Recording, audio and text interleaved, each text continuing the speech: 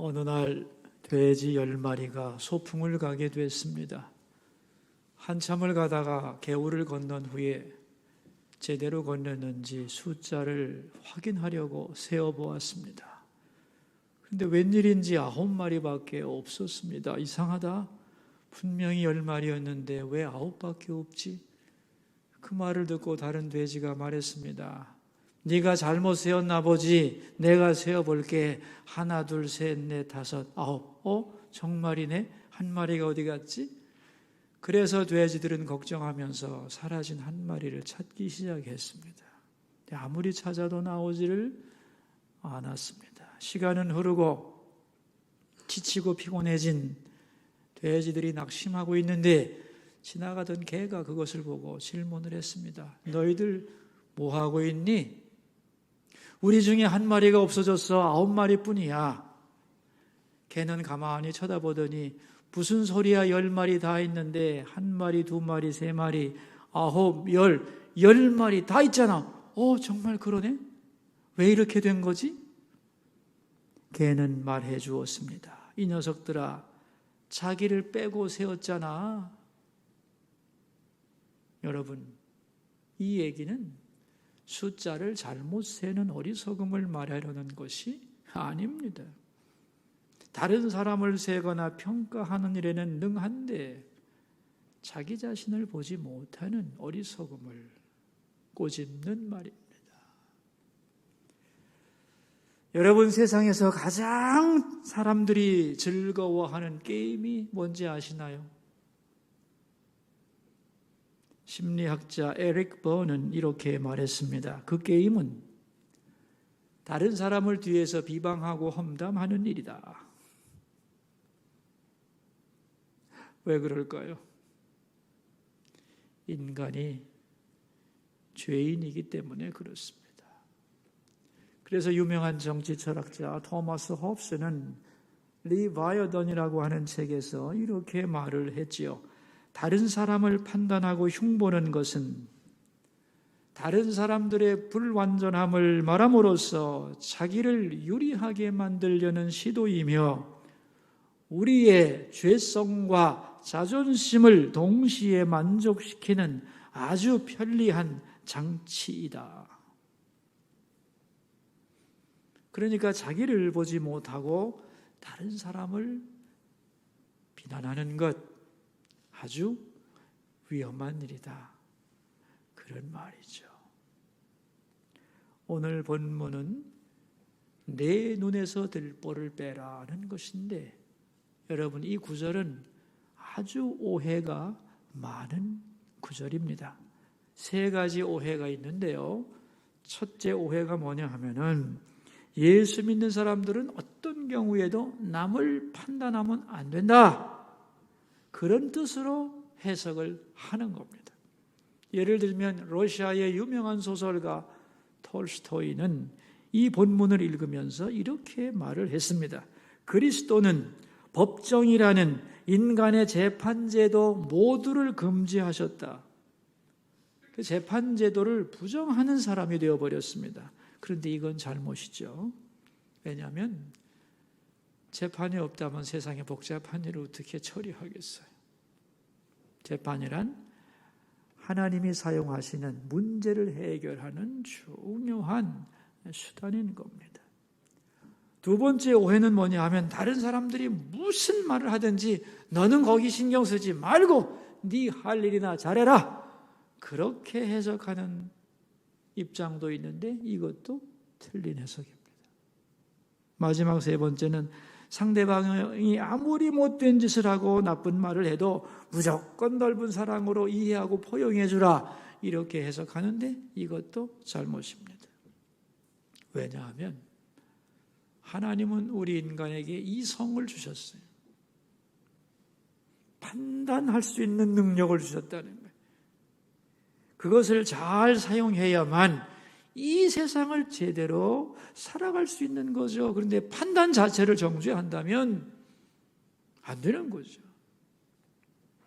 근데 왜 이런 오해가 생겨나게 되었느냐 하면은 비판이란 단어를 오해했기 때문에. 여러분, 비판과 관련된 단어들이 굉장히 많습니다.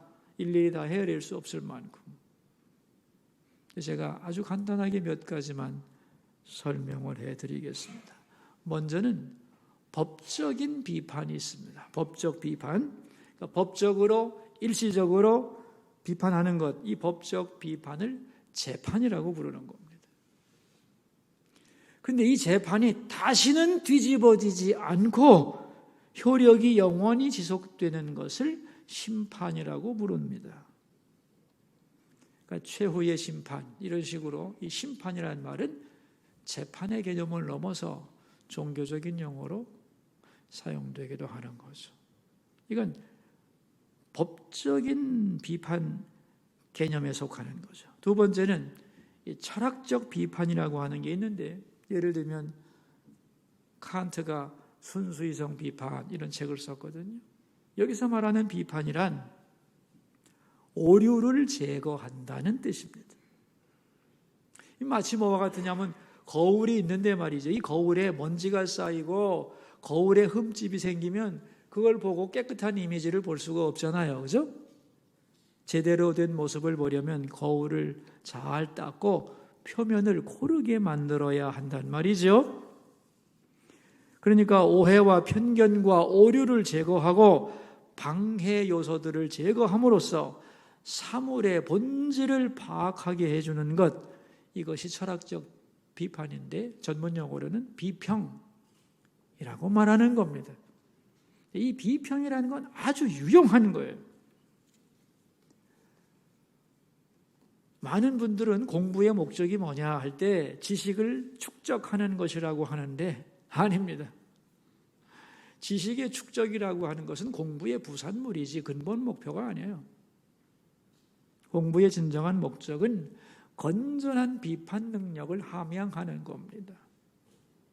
그래서 냉철한 사고력을 갖추어서 감정에 휘둘리지 않고 사실과 거짓, 참과 오류를 잘 구분하는 능력을 배양하는 것, 이게 공부의 진정한 목적이죠. 지식 자체는 이제 인공지능 시대가 오면서 의미가 없어졌어요.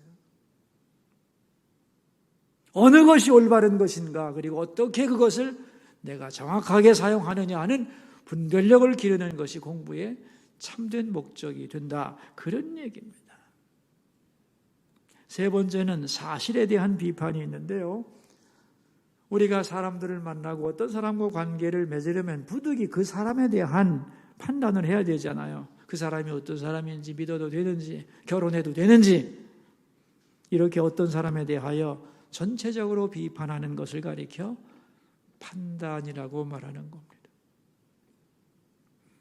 그런데 이제 사람이 아닌 사물에 대해서도 이 물건은 어떤 특징을 가지고 있는가, 구입할 가치가 있는가를 따지고 비판하는데 이걸 평가라고 부르는 겁니다. 학력 평가 뭐 이렇게 표현하잖아요. 그죠? 마지막으로는 감정적 비판이 있는데 그 중에서도 상대방의 허점이나 약점, 잘못된 부분들이 눈에 보일 때 그것을 내중심적으로 비판할 때 이걸 비난이라고 부르는 겁니다. 그러니까 여러분, 이 비판의 종류가 아주 다양하다는 걸 이해하셔야 돼요. 자, 우리 이제 그렇다면 오늘 본문 1절을 한번 읽어보겠습니다. 비판을 받지 아니하려거든 비판하지 말라 그랬는데, 여기서 말하는 비판은 지금까지 나온 단어 중에서 어디에 해당하느냐는 거예요.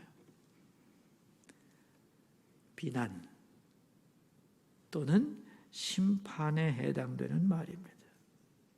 그러니까 1절에 나오는 비판하지 말라, 이 말은 함부로 다른 사람을 비난하지 말고, 더 나아가서 어떤 사람의 한 가지 사실을 놓고 그 사람 전체를 판단하거나 일시적인 것을 가지고 영원한 것처럼 심판하지 말라, 그런 뜻이 되는 거죠. 자, 그렇다면 우리는 왜 다른 사람을 비판하지 말아야 하느냐? 우리가 다른 사람을 전체적으로 다 파악할 수 없기 때문에. 여러분, 한 사람은 소우주와 같다고 합니다. 굉장히 한 사람을 파악하기는 어려운 거예요. 그 사람의 성장 과정, 지금의 환경, 어떤 말과 행동을 한 그 숨겨진 동기와 목적을 다 알 수가 없어요. 우리가 보는 것은 빙산의 일각이라는 거예요. 그런데 그걸 보고 다 아는 것처럼 그 사람 원래 그런 사람이야, 내가 다 알아, 이렇게 말할 수는 없다는 거예요. 누가 누구를 다 알겠어요? 그래서 함부로 비판하기가 참 어렵다는 겁니다. 그래서 역사적으로 유명한 잘못된 비판 두 가지가 있죠. 하나는 독일 철학자 헤겔, 이 헤겔의 철학 선생님이 헤겔의 생활기록부에다가 이렇게 써놓았습니다. 이 학생은 절대로 철학을 할 수 없는 학생임. 근데 그 학생이 철학의 역사를 바꿔놨거든요. 관념론을 창시한 위대한 철학자가 된 겁니다. 또 하나는 과학자 에디슨. 에디슨의 생활기록부에 선생님이 이렇게 적어놓았습니다. 이 학생은 IQ가 떨어지기 때문에 더 이상 공부시킬 수 없음.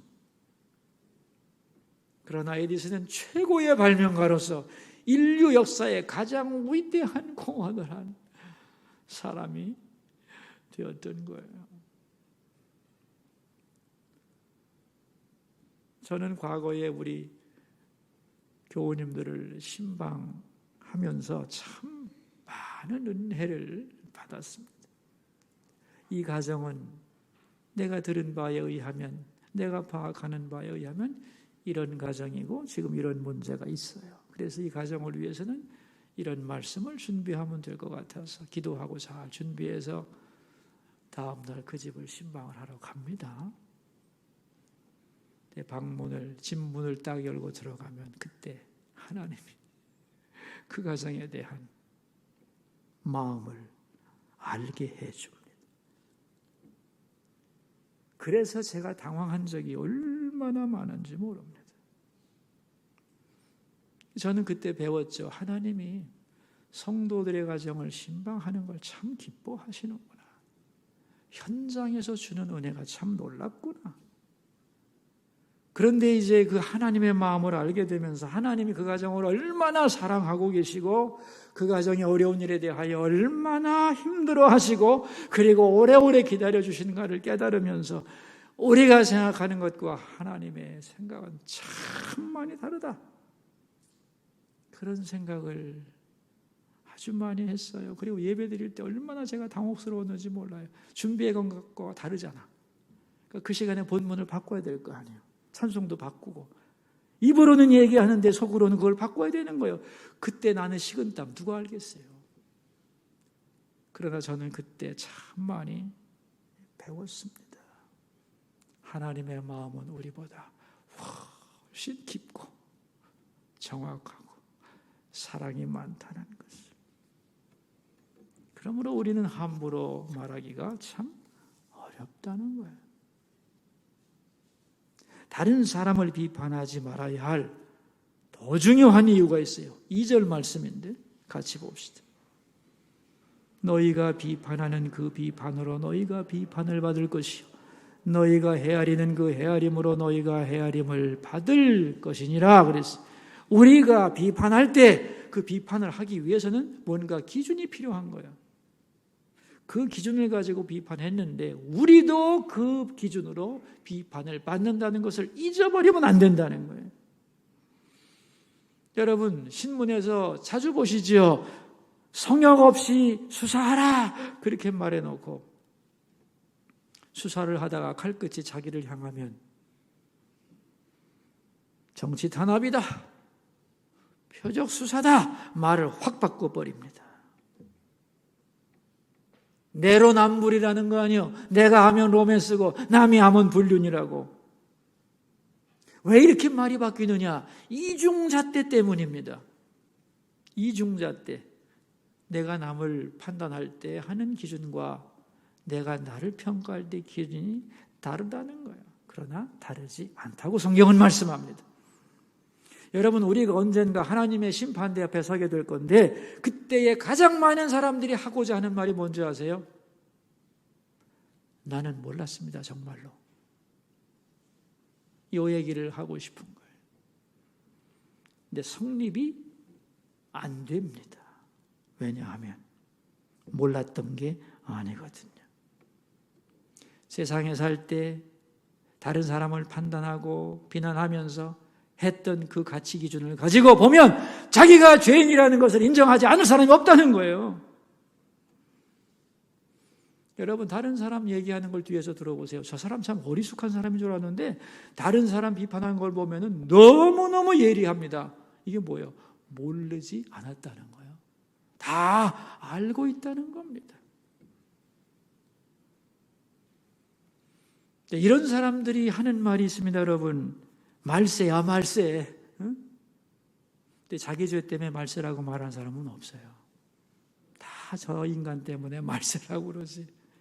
다시 말하면 예리한 기준으로 다른 사람을 판단하는데 그 기준을 가지고 자기를 판단하는 사람은 없다는 거예요. 그러나 하나님 앞에는 이중잣대가 성립하지 않습니다. 내가 평가한 그 기준으로 하나님도 나를 평가하실 거라는 것을 잊지 말라는 거예요.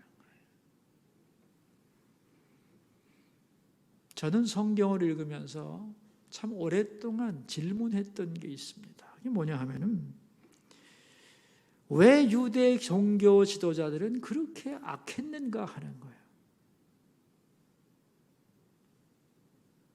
하나님의 말씀을 가장 잘 안다고 하는 사람들이 어떻게 말씀의 본체인 예수님을 거부하고 십자가에 못 박혀 죽게 했는가? 모든 악인들보다도 더 악한 짓을 왜 가장 하나님을 잘 믿는다는 사람들이 행했을까? 그 의문이 참 풀리지 않아서 참 고민 많이 했습니다. 목회를 하면서 이해하게 됐어요. 자, 여러분, 제가 질문 하나 할까요? 높은 곳이 위험한가요? 낮은 곳이 더 위험한가요? 네? 높은 곳이 위험하지요. 유대인들이 이방인들보다 더 흉악한 죄를 지은 이유는 하나님으로부터 더 가까이 있었기 때문일까요? 멀리 있었기 때문일까요? 가까이 있었기 때문이에요. 여러분, 인간의 영혼 속에 하나님을 알게 되고 그 말씀을 듣게 되면은 영이 열리게 돼 있습니다. 그래서 높아지게 돼 있어요. 그래서 다른 사람을 잘 보게 돼 있어요. 그런데 이제 여기서부터 두 갈래로 쫙 갈라지는 거예요. 나도 똑같은 죄인이다. 더 많은 하나님의 은혜를 받아서 내가 오늘 이 자리에 있다고 자기 죄를 인정하고 겸손하게 자기를 부인할 줄 아는 사람은 점점 더 사랑과 겸손과 진실을 향해 걸어가게 되는 거예요. 성숙해지는 거죠. 그런데 내가 의롭고 다른 사람보다 더 낫기 때문이라고 이렇게 자기를 부인하지 않고 예외시하기 시작하면 영적 교만이 들어가서 모든 사람보다 더 냉혹하고 독선적인 사람으로 변질되는 거예요. 그래서 여러분, 하나님을 아는 것이 우리를 더 성숙한 존재로 만들기도 하고 더 악질로 만들기도 하는 겁니다. 그래서 모든 창조물 중에서 가장 선한 것도 인간이고 가장 악한 것도 인간이에요. 그리고 인간 중에서 가장 악한 인간은 종교적인 인간에게서 나옵니다. 사탄이 누구보다도 하나님 가까이 있었다는 것을 기억하셔야 돼요. 자기를 부인할 줄 모르는 신앙은 아주 위험하다는 것을 우리는 기억해야 합니다. 자, 이제 우리에게 적용을 해봅시다. 교회 안에서 다른 사람에게 가장 많은 상처를 줄 수 있는 사람은 초신자냐, 오래된 신자냐? 네? 오래된 신자. 교회를 가장 많이 비판하는 사람은 교회를 아는 사람일까 모르는 사람일까? 아는 사람. 알긴 아는데 영혼을 사랑하지 않고 자기 부인을 할 줄 모르는 교만한 사람은 신앙을 가질수록 더 예리한 비판자가 됩니다. 그러면서 그들의 감정을 거룩한 감정으로 착각을 한다는 거예요. 다시 말하면 자기 눈에 들보는 못 보고 남의 눈에 있는 티는 정확하게 볼 수 있다는 거예요. 자, 이제 두 번째 주제인데, 그렇다면 우리가 비판하지 말아야 할 대상이 누구냐는 거예요. 3절과 4절을 같이 읽어보겠습니다. 어찌하여 형제의 눈 속에 있는 티는 보고 네 눈 속에 있는 들보는 깨닫지 못하느냐? 보라, 들보가 있는데 어찌하여 형제에게 말하기를 나로 네 눈 속에 있는 티를 빼게 하라 하겠느냐? 여기 형제라는 말이 나오죠. 그래서 여러분, 다른 사람을 모두 비난하는 것을 조심해야 되지만 특별히 교회 공동체 안에서 우리 성도들이 상호간에 가져야 될 태도를 말씀하는 거예요. 여러분, 예수님은 교회가 완전한 곳이라고 하지 않으셨어요. 교회는 이 땅에 사는 사람들이 하나님을 향해 걸어가는 데 있어서 가장 중요한 기관입니다. 그러나 이 교회 안에는 죄인들이 모여있기 때문에 완벽하지 않아요. 그래서 교회 안에도 죄가 있고 갈등이 있을 수 있다는 거예요. 근데 그걸 어떻게 교회들이 처리해 나가야 하느냐 하는 거예요. 형제의 눈 속에 있는 티를 빼내려고 하지 말고 먼저 자기 들보를 보는 작업을 해야 된다는 거예요. 근데 내가 들보를 가지고 있으면서 티를 보는 것이 얼마나 이게 아이러니한 얘기, 말도 안 되는 얘기인데 사실 이런 일이 비일비재하다는 겁니다. 그래서 교회는 앞으로 말세로 갈수록 뭐 때문에 어려워지느냐 하면은 내부 갈등 때문에 어려워지게 되는 거예요.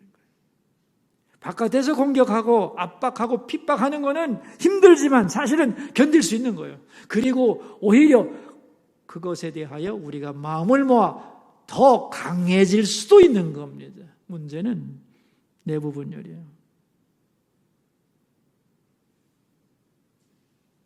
이 내부 분열을 어떻게 극복할 수 있고 건강한 교회가 될 수 있느냐 하는 거예요. 오늘 본문입니다. 그게. 여러분, 교회 다니다가 많은 분들이 실망하는데 실망하는 이유가 뭐겠어요?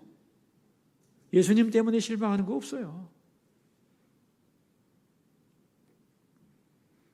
먼저 믿은 사람들 때문이고 자기 들보는 못 보고 남의 티 가지고 싸우는 그런 갈등, 거기에 대한 실망이 교회를 떠나게 하는 거예요.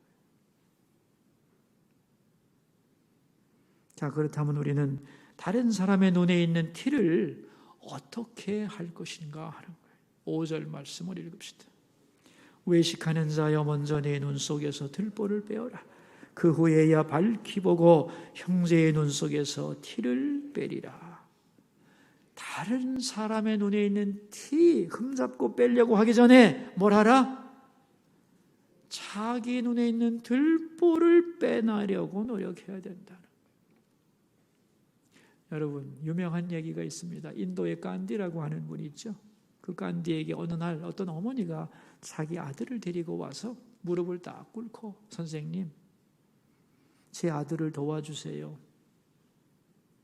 제 아들이 설탕을 너무 좋아합니다. 건강에 나쁘다고 아무리 말해도 듣지를 않아요. 그런데 이 아이가 간디 선생님을 존경해서 선생님이 설탕을 끊으라면 끊겠다고 약속을 했습니다. 그러니 이 아이에게 설탕 끊으라고 한마디만 해주세요. 간디가 그 아이를 가만히 쳐다보다가 이렇게 말했습니다. 보름 후에 다시 오세요. 그러자 어머니가 말했습니다. 저희들은 먼 곳에서부터 어렵게 왔습니다. 한마디만 해주시면 되는데 왜 보름 후에 오라고 합니까? 글쎄, 보름 후에 오세요. 그래서 그 어머니와 아들은 갔다가 다시 보름 후에 와서 간디 앞에 앉게 됐습니다. 그러자 간디는 그 아이에게 말했습니다. 얘야, 설탕을 많이 먹으면 건강을 해치는 것이니 먹지 않는 것이 좋겠다. 그러자 그 아이는 먹지 않겠다고 약속을 했고 어머니는 감격을 했습니다. 그리고 일어나서 가려고 하다가 그 어머니가 질문을 했습니다. 근데 선생님 궁금한 게 있습니다. 왜 그때 말씀하지 않고 보름 후에 오라고 하셨나요? 그러자 간디는 말했습니다. 사실은 저도 설탕을 무척 좋아하거든요. 보름 전에는 저도 설탕을 먹었습니다. 아이에게 먹지 말라고 말하기 전에 제가 설탕을 끊는 시간이 필요했기 때문입니다. 그렇게 대답을 했다고 해요. 여러분, 그러니까 예수님은 비판 자체를 금지한 게 아니죠. 자기 비판이 없이 남만 비판하는 것을 금한 거죠. 또 다른 사람을 고치려고 하는 것을 잘못됐다고 말하는 게 아닙니다. 자기는 고치지 않고 다른 사람을 고치겠다고 달려드는 것을 금한 거죠. 그런 사람은 자기도 죄인이면서 남을 죄인이라고 심판하는 죄까지 더 짓고 있는 거기 때문에 그래서는 안 된다는 거예요. 그러니까 우리는 다른 사람을 가혹한 재판관이 돼도 안 되고 내 잘못을 변명하면서 다른 사람을 고치려는 위선자가 돼도 안 된다는 거예요. 그럼 어떻게 하라는 거냐 이거죠.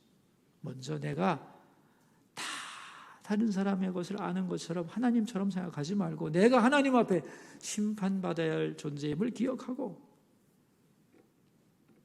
하나님 앞에서 내 눈에 들보를 빼는 몸부림을 한 후에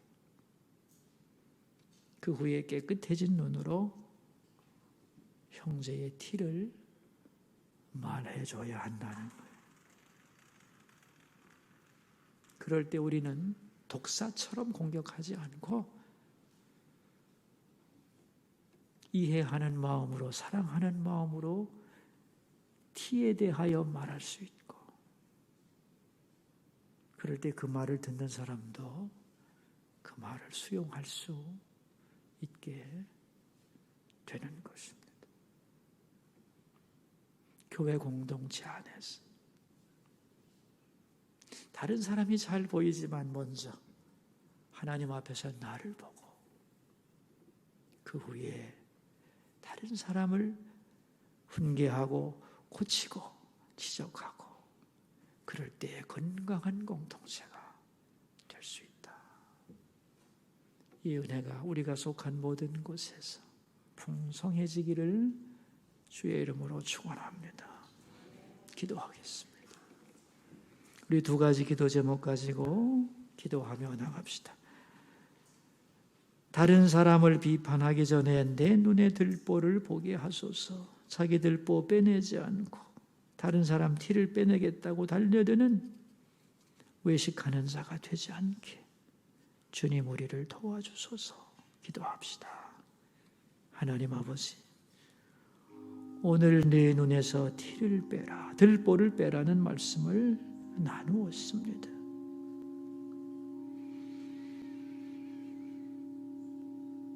그러나 주님, 상대방의 눈에 티보다 먼저 뺄 것은 내 눈에 들보입니다.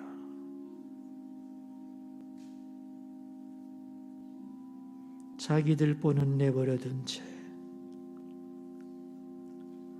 다른 사람의 티를 빼려는 이 어이없는 일이 현실 속에서는 얼마든지 일어날 수 있음을 고백합니다. 다른 사람 앞에서 내가 하나님처럼 심판하지 않게 하시고 오히려 내가 하나님의 심판대 앞에 설 것을 생각하고 하나님 앞에서 나의 들보를 발견하고 그걸 뽑아내려고 몸부림치고 그런 후에 사랑하는 마음으로 아파하는 마음으로 다른 사람의 눈에 있는 티를 말하게 하여 주소서.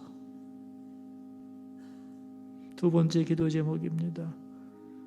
교회들마다 분쟁이 없게 해 주시고 끝없는 비난으로 망가져가는 이 나라의 정치를 불쌍히 여겨 주소서. 기도하겠습니다. 하나님, 교회는 이 땅에서 너무나도 소중한 기관이지만 점점 더 약해져 가고 있습니다.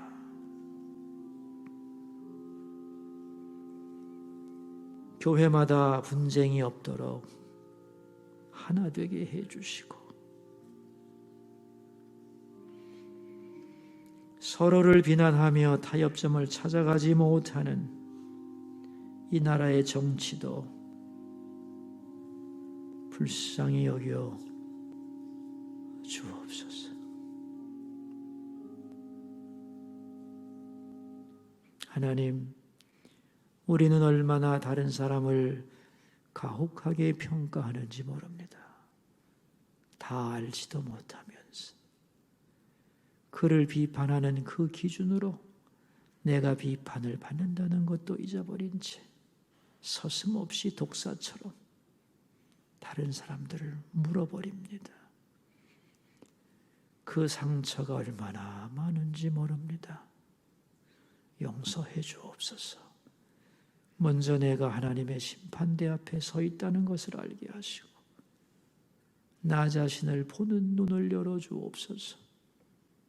내 눈에 들보를 빼낸 후에 맑은 눈으로 사랑을 가지고 상대방을 이해하면서 그 티를 말하게 해주시고